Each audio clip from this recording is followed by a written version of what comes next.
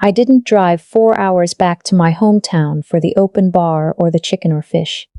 I came because some part of me needed to see whether the people who raised me had changed. They had not. My mother proved it in front of 200 guests when she looked at me across the reception hall, took in the navy blazer and the laminated badge I'd forgotten to take off my lanyard, and said, loud enough that the string trio stuttered, "And what is a glorified bookkeeper doing crashing her sister's wedding?" A few people laughed the way people laugh when they're not sure it's a joke. My father found something fascinating at the bottom of his bourbon. My sister's smile locked up under all that tulle, and the groom, my new brother-in-law, technically for about another 11 minutes, went the color of skim milk. He wasn't looking at my mother. He was looking at me, at the badge, and I watched the math happen behind his eyes. The slow horror of a man realizing the woman being mocked at the head table was the same woman whose signature sat at the bottom of a document that could end his career. "Stop," he said. Then louder, half standing, his chair barking against the floor. "Everybody just stop talking."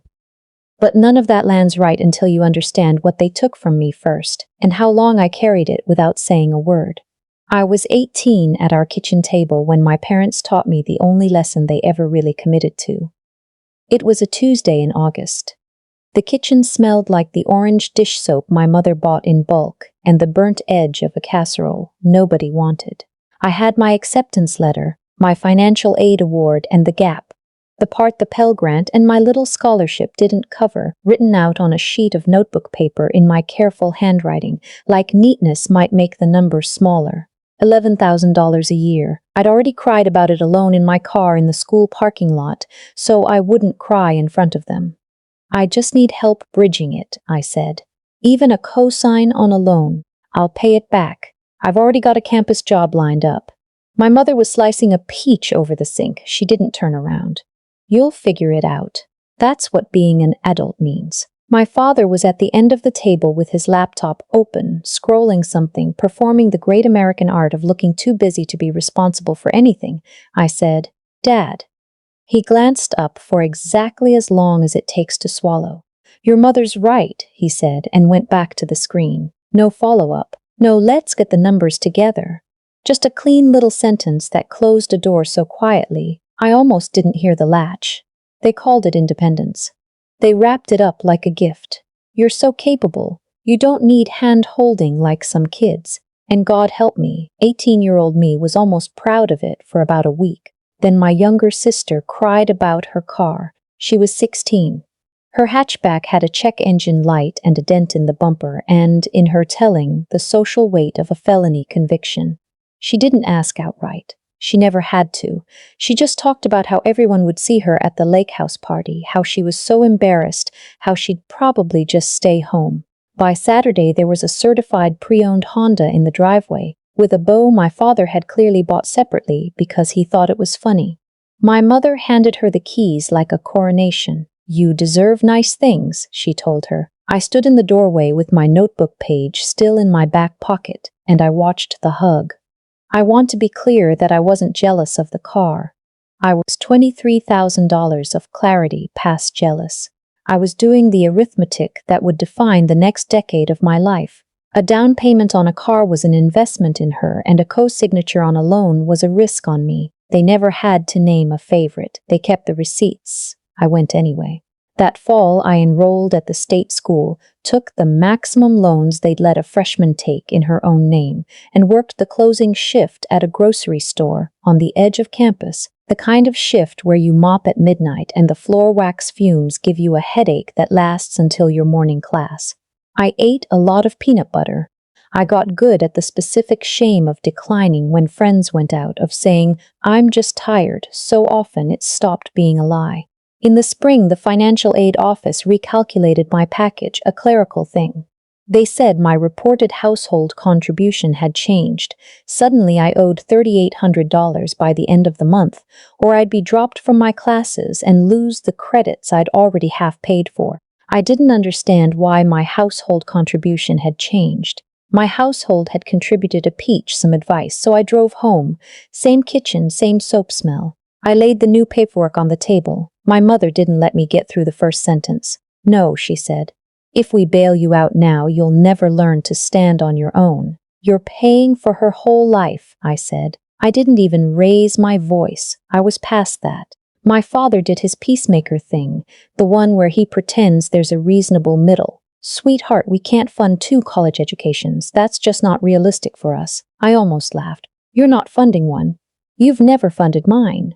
My mother's eyes did the narrow thing. Don't be dramatic. Your sister is different. College actually matters for her path. For her path. I sat with that for a second. My future wasn't a path. It was an expense line they'd already crossed out. I drove back to campus that night and I didn't cry, which surprised me. Something in my chest had gone very still and very cold, and it stayed that way for years, and honestly, it served me better than grief ever would have. I'd been trying to earn a love that was only ever available when I needed absolutely nothing. The second I needed something, the price went up past anything I could pay. In the morning, I withdrew. I did it quietly in the registrar's office, with a pen that barely worked, and I watched a clerk stamp a form that froze my student account. Then I packed everything I owned into 2 laundry baskets and a duffel, and I drove away from the dorm without telling anyone. I didn't go far at first. I rented a room from a retired school teacher off the interstate, $80 a month, and I shoveled her driveway in winter. I took a job as a teller at a credit union because they were hiring and they offered to reimburse tuition if I ever went back. I was 19, counting other people's money through bulletproof glass, and for the first time in my life, the rules in front of me were written down. There was a procedure, there was a manual, there was a right answer that did not change depending on which child you loved more. I cannot tell you how safe that felt. My mother called once, 3 weeks after I left. So you're just giving up, she said. I'm choosing something that doesn't run on your approval, I said. And I hung up before she could find the next sentence, and I sat in my $80 room and felt almost weightless. The teller job is where the rest of my life started, though it didn't look like much at the time. There was a fraud the second autumn I was there, a guy running stolen checks through 3 branches, and because I was the one who flagged the deposit pattern, the investigator from corporate came out and spent an afternoon walking me through how they'd caught him. I asked him so many questions, he finally laughed and gave me his card and said, "You should look at the certification. People like you are rare. Most people don't want to know how the trick works, they just want the magician gone." I looked at the certification. Certified Fraud Examiner. It had a study path you could do at night while you worked, and the credit union paid for the exam. I finished my associate's degree at the community college on tuition reimbursement, then my bachelor's online while I worked, took the CFE exam at 24, and moved from the teller line to the back office, then to a regional bank's financial crimes unit, then to a private forensic firm that big lenders hired when a commercial loan smelled wrong, and they needed someone to find out exactly how wrong before they signed. It wasn't a montage. People always imagine these things as a montage. It was 9 years of fluorescent rooms and bad coffee and spreadsheets that didn't care how my childhood went. It was learning that the most powerful sentence in the English language isn't said loud. It's written quietly at the bottom of a memo. I do not recommend approval pending further review.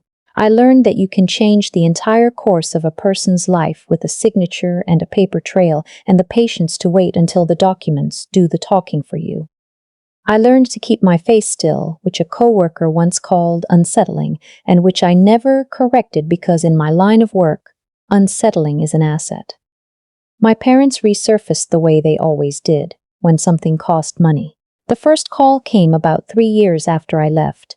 My mother's voice was warm as a brochure. "We're just so proud of how independent you turned out."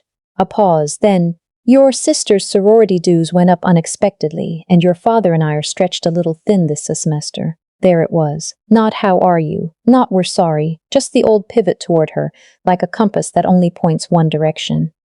"I can't help," I said. "Don't be like that, we're family." The word landed like a coin in an empty jar. I told her I had to go, and I did. By year 7, I'd made senior investigator at the firm. The work that actually moves money in this country doesn't happen in shootouts.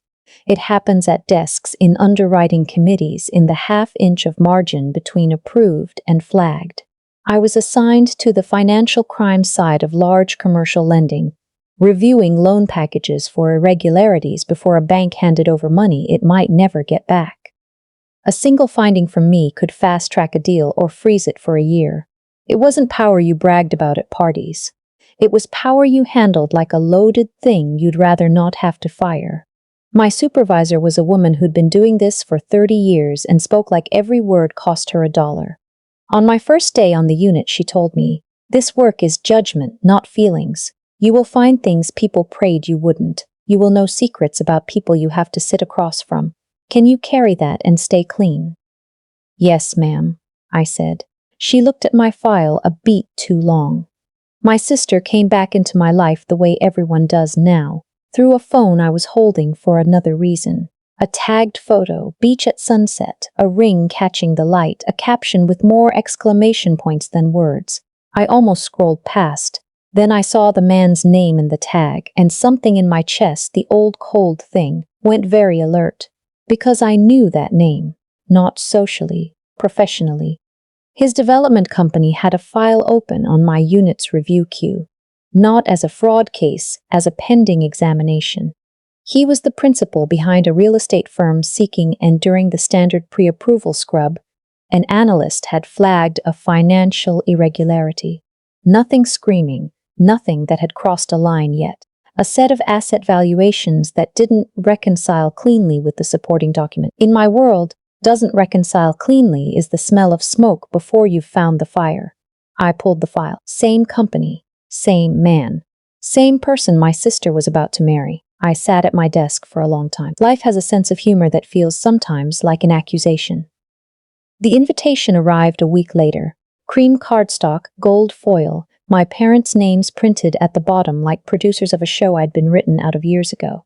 I hadn't spoken to my sister in almost a decade. I hadn't set foot in that town. I had no plan to. But now it wasn't personal. It was procedural. Because I was inside the review chain on her fiancé's loan, and the rules I'd built my whole adult life on did not bend for blood. The first thing I did, the day I made the connection, was email my supervisor and our compliance officer to disclose the relationship and formally recuse myself from anything touching that file. Neutrality in my work doesn't mean staying away. It means showing up without a thumb on the scale. I RSVP'd yes. The venue was exactly what my mother would pick. A converted barn that cost more than a real barn ever made. String lights, a signature cocktail named after the couple, the whole performance of a family that had it together. I came in a navy blazer because it was the nicest thing I owned, and because, I'll be honest, I wanted my own clothes on my own body when I walked back into that world. I'd forgotten to take my work badge off the lanyard. I tell myself I forgot. My mother spotted me by the gift table. No warmth, no shock of someone seeing a stain reappear on a couch she thought she'd cleaned. "Well," she said, "look who decided to grace us." My sister stood beside her, radiant and nervous, searching my face for something I didn't have ready to give. "You look so different," she said. "So do you," I said, and meant it kindly, and don't think she heard it that way. My father hovered behind them, smaller than I remembered, eyes everywhere but on me. And then my mother leaned in, took her slow inventory of the blazer and the badge with the little curl of the lip I'd spent my childhood trying to erase, and delivered the line about the glorified bookkeeper, loud for the room, the way she'd always preferred her cruelty. Public enough to need witnesses, the scattered laughter, my father's bourbon, my sister's frozen smile, and the groom going white at the head table because he'd seen the badge and he understood in one sick lurch that the punchline of my mother's joke was the person who held part of his future in a manila folder back at my office. He came up out of his chair. "Stop talking, all of you, please." The barn went quiet. My sister whispered his name like a question. He wasn't looking at her. He was looking at my mother, and his voice came out shaking, low, almost pleading. "Do you have any idea who you're speaking to right now?" My mother blinked, recalibrating, defaulting to scorn. "I'm speaking to my daughter who couldn't be bothered to. This is the senior investigator on my loan review." The words came out of him in a rush, like he couldn't hold them anymore. She's the reason the financing isn't closed yet. Her firm's signature is on whether my company exists in 6 months. You could feel the air change. My father set his drink down very carefully, like the table had become unstable. My sister stared at me like I'd grown a second head. And for the first time in my entire life, my parents looked at me with no contempt in their faces at all. Just fear. It turns out that's what was always underneath. They just never had a reason to show it before. I didn't react, which unnerved them more than anything, the groom said. People understand anger. They can do something with anger. Stillness, they can't read, and that's why I'd kept mine. My mother recovered first because humiliation has always been the thing that flips her survival switch. Oh, please, she said, brittle. Don't be ridiculous. You're making a scene at your own wedding. No, the groom said, and his voice had gone flat and cold. You did. I'll give him this. He had more spine than I expected from a man I'd half assumed was marrying into a family for the staging. He turned to me, and some animal part of his training kicked in, and he said, I had no idea you were related to them, I swear. If I'd known sooner, it wouldn't have changed anything I did with the file, but I would have. I know, I said. I disclosed and recused the day I made the connection. You're not implicated by being in this room, neither am I. My sister found her voice, thin and cracking. Will somebody please tell me what is happening? The groom looked at her, and his whole face came apart, the professional terror colliding with the personal catastrophe of his wedding day turning into a deposition. Your sister, he said carefully, sits on the review chain for the loan that's keeping my company alive. And she stepped off it the second she saw my name on your invitation, which means she's known for a week and said nothing. My sister turned to me. You knew, and you came anyway, and you didn't say anything. I wasn't here to blow up your wedding, I said. I came to be in the room when somebody finally told the truth. That last part wasn't planned. It came out before I could stop it, and it changed the temperature. My mother's chin came up. Truth. Listen to her. She walks in here in her little costume, lets everyone think she's some big, important somebody, and now she wants to play the noble martyr. I reached into the inside pocket of my blazer. My father flinched, old reflex, the body remembering arguments. I only set a thin envelope on the linen tablecloth between us. The groom went very still, because he reads paper for a living too, and he knew what the gesture meant before he knew what was in it. What is that? My mother said. Not a question, a dare. It's a credit report, I said. Mine, pulled 3 months ago, and the loan history attached to it. My father's head came up. That's ancient history, my mother said, and her voice had the smallest crack in it now. You dropped out. You took out your own loans. That's on you. Some of it's mine, I said. I signed those. I've been paying those down for 9 years on time every month, which is how I know exactly what's on this report. I slid a second page out and turned it to face them. This one I didn't sign. A private student loan opened in my name the spring I withdrew. $11,000 disbursed to an account that wasn't mine, with a co-signer's information that matches this and a signature that is not my handwriting. The barn outside the lounge had gone fully silent now, the way a room does when it senses it's no longer at a party. My father stood up so fast his chair tipped. No, there's an explanation. I do this for a living, I said quietly. I've spent 9 years learning to find exactly this. So when I pulled my own report, the way they teach you to in this work, and I saw a loan I never opened, I did what I'd do for any client. I traced it. The disbursement didn't go to my tuition. By the time that money moved, I had already withdrawn. The account it landed in funded a tuition payment 300 miles away at the school my sister was attending. My sister made a sound like the air had been knocked out of her. You took out a loan in my name, I said, looking at my mother because we both knew whose handwriting it was, to pay for hers.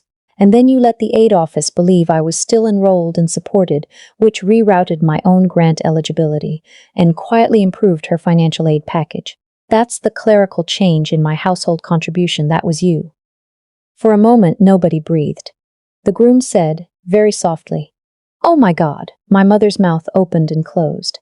We did what we had to do, she said finally. And there it was. Not a denial, not an apology, just the old justification she'd been using my whole life, wearing it like a coat she refused to take off. You'd already left, the money was just sitting there. Your sister had a future worth protecting. My sister recoiled from her like she'd been slapped. Mom, you forged her name. It was $11,000, my mother said, as if the number made it smaller. Years ago. It's federal, the groom said, and his voice had gone clinical, the voice of a man who reads loan documents in his sleep, falsifying federal financial aid records, opening a credit line in someone else's name. That's not a family disagreement. That's two different felonies, and one of them is identity theft against your own daughter. My father sat down very slowly, like his knees had stopped negotiating. I didn't fully understand the forms, he said. Your mother handled all that, I just signed where she. He stopped, because even he could hear it. I asked you for a co-signature on a real loan, I said to him, and I wasn't cold anymore, just tired in a way 9 years deep. And you said no, and then you co-signed a fake one. The same year, you found a pen for her future. You just couldn't find one for mine. My father started to cry. 61 years old, in a rented barn, undone by a piece of paper. I didn't enjoy it the way I'd once imagined I might. Revenge has a flatter taste than people expect. It isn't a fireworks show, it's the quiet click of a truth dropping into place where a lie used to sit and everyone in the room hearing it land. My sister turned to me, and her face wasn't angry. It was something worse. Recognition. I didn't know, she whispered. I swear to you, I never knew. They told me you just quit. They told me you didn't want to be part of the family. I believed them. I built my whole idea of you out of what they told me. I know, I said. That's the part I'm actually sorry about. They didn't just take my college. They took your sister and handed you a stranger to resent instead. She started crying then, the real kind, the kind that wrecks a wedding face, and her veil trembled, and she said she needed air, and she walked out, and the groom looked at me, torn down the middle. What do you want me to do here? He said quietly. He wasn't asking about the loan. He was asking about the family he'd been about to marry into. Nothing, I said. You haven't done anything. The review of your file is clean as far as your own conduct. That flag on your valuations is a sloppy appraiser, not fraud, and you should fire the appraiser and resubmit. I told my colleague that before I recused. You'll close your loan. I picked up my envelope. I didn't bring this for you. I brought it because I've been carrying it for 9 years and I was done carrying it alone. He nodded slowly. Then he said the thing that almost cracked my composure. You looked at him for a moment. No, I said. But I survived it. That turned out to be its own kind of inheritance. I found my sister outside in the cold, her veil pulled off and crushed in her fist. For a while neither of us said anything. The barn glowed behind her with all those lights, and inside, people were starting to drift toward the doors, the celebration not sure anymore what it was celebrating. Why didn't you hate me? She finally said. I did, I told her, because she deserved the truth more than she deserved comfort, for a long time. But you were 16 when they wrote the script. You didn't write it. You just got cast as the one they'd protect, and I got cast as the one who had to learn to stand on her own. Neither of us picked our part. She wiped her face. I spent years thinking you abandoned us. I spent years understanding why I had to leave, I said. Those aren't the same thing. I know they feel like it. She nodded, and we stood there, two women raised in the same house and shaped by it in completely opposite directions, and for the first time since we were small there was no competition in her eyes. Just grief and something underneath it that might, with enough years, turn into a sister. The fallout came the way fallout always does in my line of work, not with sirens, with paperwork. I didn't initiate anything. I didn't have to. Once a discrepancy like that exists on a federal aid record and a falsified credit line, it has its own gravity. My sister, of all people, was the one who pushed it. She insisted my name be cleared, which meant disputing the loan, which meant a fraud affidavit, which meant the lender's own investigation. My parents hired a lawyer. My mother called it a witch hunt. My father called me twice and cried both times. There was no prison drama, because real life rarely supplies one. There was restitution, the $11,000 plus the 9 years of interest, paid back to clear my name and close the federal matter. an amount that emptied a retirement account my mother had been guarding more carefully than either of her children. There was a notation on a record. There was the slow social bleed in a small town when people learn what a family did at its own kitchen table. For my mother, whose entire religion was how things looked, that last part was the only sentence that ever actually landed. I met my father at a diner off the highway. A few months later, his idea, a booth with cracked vinyl and bottomless coffee. He looked like he'd aged a decade in a season. "I should have asked more questions," he said. "I should have fought for you. I told myself your mother had it handled." "You did tell yourself that," I agreed, "for a long time. About a lot of things." He nodded, tears coming again. "I don't expect you to forgive me." "That's good," I said, "because I'm not there. But I'm also not interested in hauling this around for the rest of my life. Holding you accountable and hating you turned out to be two different jobs. I only have the energy for one of them." He asked if he could write to me. "Actual letters," he said, like he wasn't sure he'd earned a phone call. I said he could. "He does now, real envelopes, real stamps, updates about his garden and the weather, and woven carefully between the lines, an apology he's still learning how to spell." I read everyone. I don't always answer. But I read them. My mother never apologized. Some people would rather keep the lie than lose the version of themselves it props up, and at some point I stopped needing her to be different. That stopped being my project. She made her choices at that kitchen table, with a pen in her hand, choosing whose name to forge and whose future to fund, and she is living inside the result of those choices, now, in a smaller house, in a quieter town, with a daughter who flinches at her and a daughter who finally stopped trying to earn her. My sister and I talk now, carefully, like two people repairing something neither of us built. She didn't go through with the wedding that night. They postponed it, and when she finally married the man, it was a small civil ceremony, no barn, no 200 witnesses, just a courthouse and a handful of people who actually knew her. She asked me to come. I sat in the second row in my navy blazer, badge left at home this time, and when it was over she hugged me and said she was sorry for the years she'd spent believing a story about me she never bothered to check. I told her that mattered. It did. People ask me sometimes, the few who know the whole thing, whether I regret going back, whether exposing all of it was worth the wreckage. And the honest answer is that I didn't go back to wreck anything. I went back for balance. For the truth to finally stand in the spot where the lie had been sitting unbothered for 9 years, eating dinner at the family table, getting toasted at weddings. They tried to teach me that independence meant being the child they didn't have to pay for. I kept the word. I just rewrote what it means. Not abandonment, not exile, just this. A life I built with my own name on every loan, every lease, every signature, none of them forged, all of them mine, standing on a foundation no one in that family ever poured for me. They wanted me independent. In the end, I was the only thing they ever gave me that I actually wanted to keep.